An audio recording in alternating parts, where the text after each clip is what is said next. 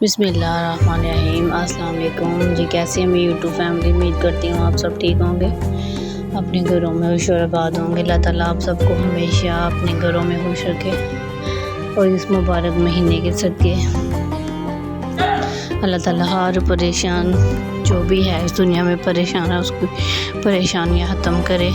जो किसी भी मुश्किल में मुब्तला है अल्लाह ताला उसकी मुश्किल आसान करे। तो जी ये सुबह का टाइम था, तो मैं अफ्तारी के बाद नमाज कुरान पाक पढ़ के तो सोई नहीं थी। तो ये जो सायाबान बनाया था वो लगाना था। बहुत ज़्यादा गर्मी होती है और बच्चों के साथ तो बहुत मुश्किल था।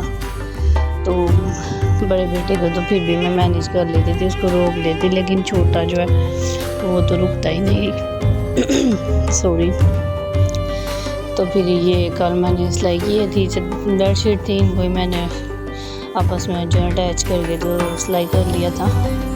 तो फिर सुबह सुबह मैंने लगा दिया था।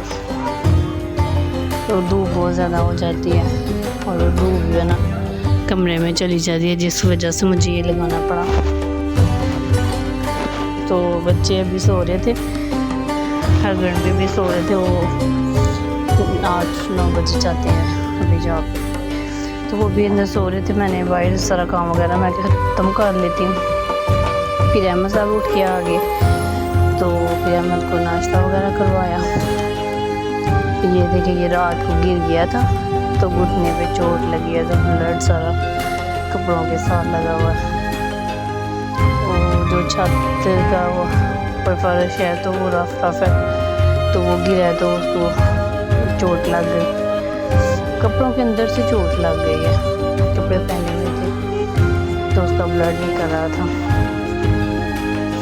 तो भी अहमद साहब नाश्ता कर रहे हैं, ये मुझसे नहीं खाते। मैं बड़ी कोशिश करती हूँ तो मैं और दिखलाऊँ इसको, और ये नहीं खाते। तो मैंने छत साफ़ कर लिया था, सारा झाड़ू लगा लिया था। तो ये अहमद को एक टूटी हुई काइट मिली, अयान ने शायद बनाई हुई थी, तो ले गए तो उसको चढ़ाने लग गया काइट को। तो मैं काइट चढ़ा रहा हूँ, तो धूप जो है बस सर पे आ गई थी। साहिबान की वजह से थोड़ी सी जो है ना छाँव हो गई थी। तो अहमद तो बस बाहर ही खेल रहे थे। कितना को बंदा रोक के रखे बच्चे को कमरों में, कमरे में रुकता नहीं है वो, क्योंकि उसको यही होता है कि बस मुझे बाहर निकाल ले। तो बाहर खेलता रहता है फिर वो छत पे। तो अहमद साहब ने नाकाम कोशिश करे हैं अपनी काइट चढ़ाने की। तो इस जगह पे सारी रेत पड़ी हुई थी। अहमद जो है ना बहुत मट्टी और रेत खाते हैं, बहुत टेंशन होती है मुझे इसकी। तो फिर मेरे पास रफ कपड़े थे कुछ पड़े हुए, तो मैंने उसके ऊपर दे के सारे, तो रेत के ऊपर, तो उसके ऊपर ईंटें रख दी, उसको कवर कर दिया था। तो ये देखिए अभी देखिएगा, ये जाकर तो फिंगर लगा के तो ऐसे मुंह में डाल देगा।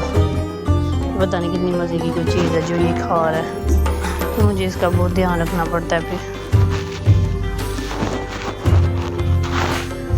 तो अभी बस ये दोनों अभी यहाँ तो सो रहे हैं अभी, तो हम दोनों ही उठे हुए थे। तो यहाँ अभी अहमद अपनी टूटी हुई काट चढ़ा रहे थे।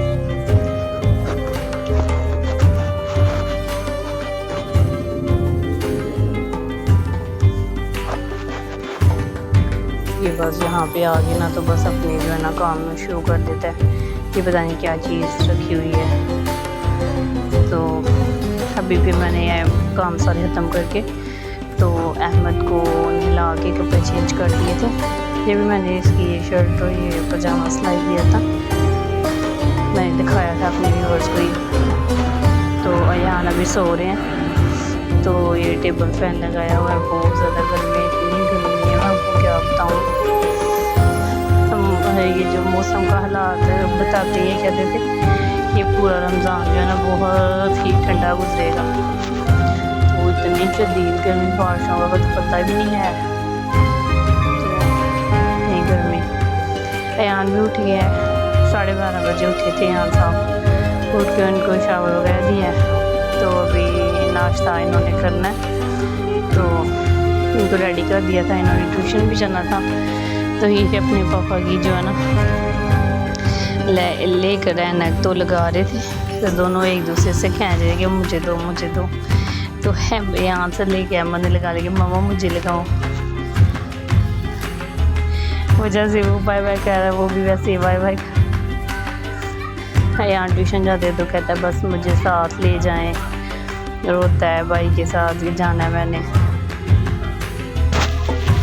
हम अभी बस बाहर, बच्चे बाहर बैठे हुए थे।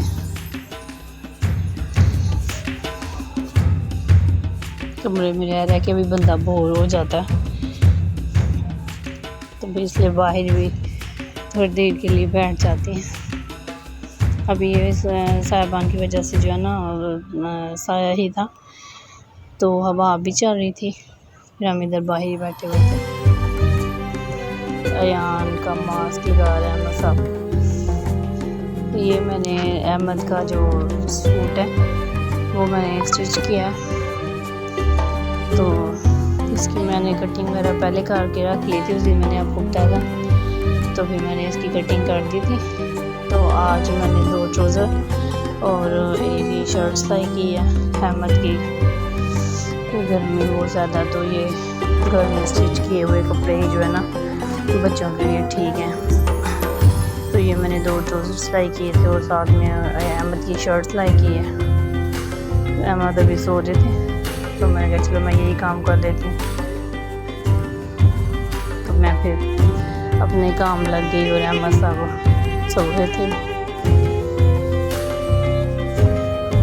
तो मैंने 2 लूप्स लगा के तो यहाँ पे बटन वगैरह लगा लूँ। तो गर्मी में जितने हल्के फुल्के हों उतने सही है। मैंने कोई बैग वगैरह नहीं लगाया, खाली वो भी पट्टी रखी, इसकी कटिंग करके तो वो मैंने लगा दी थी। तो ये अहमद भी उठ के बैठ गए हैं, तो ये पानी पी रहे हैं और साथ में कपड़ा लेके ना तो बेडशीट भी क्लीन कर रहे थे साथ। तो ये मेरे पास करेले थे पड़े हुए, सोच रही थी क्या बनाऊँ, तो फिर आज करेले थे घर में, ये बना लेती हूँ। फिर मैंने करेलों को धो के और काट के नमक लगा के रख दिया हुआ था। तो वो धूप देखी शिद्दत की बाहर है, तो अहमद उठे थे, थोड़ी देर खेल गए तो फिर सो गए थे। मैं साथ लेटी तो साथ ही सो गई। तो मैं कुछ चेक करें, मुझे ऐसी आवाज़ लग रही थी अहमद रो रहे हैं। तो ये साहिबान की जो साया वो अब दूसरी साइड पर चला गया। तो मैं अफ्तारी की तैयारी कर दूँगी। ये मैंने दाल भिगोई हुई थी तकरीबन 1 घंटा पहले। प्याज फ्राई कर रही हूँ, मैंने करेले जो उनको फ्राई करके रख दिया था। तो ये मैं 3 टमाटर लिए हैं और सब्ज़ मिर्चें 4-5।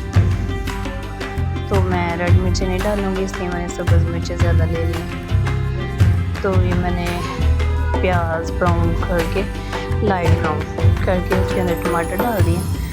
तो कुछ लोग दाल को बॉयल करते हैं, लेकिन मैंने बॉयल नहीं किया दाल को, वो ऐसे मज़ा नहीं आता दाल का जो है ना, ऐसे मसाले के अंदर पकती है तो इसका और टेस्ट अच्छा बनता है। तो मैंने कभी बॉयल करके दाल नहीं डाली करेलों के अंदर। मेरे बेटे को यहाँ को बहुत पसंद आई है दाल करेले।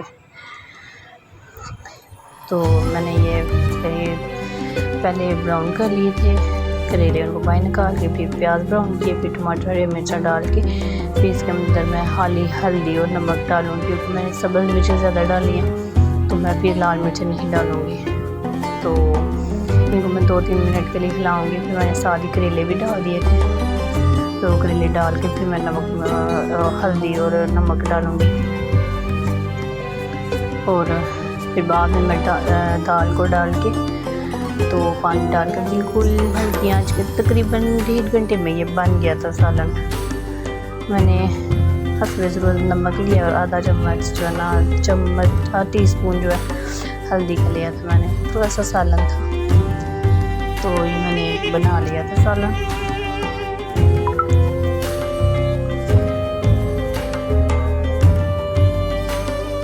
ये बहुत अच्छा बना था, बहुत मज़े के बने थे। अगर अलग से बॉयल करें ना दाल तो वो नमक में जो उसके अंदर नहीं जाती, वो ऐसे फीकी फीकी सी लगती है फिर। तो इस तरह हम अगर हल्की आंच पे इसको पकाएं तो ये बहुत मज़े के बनते हैं और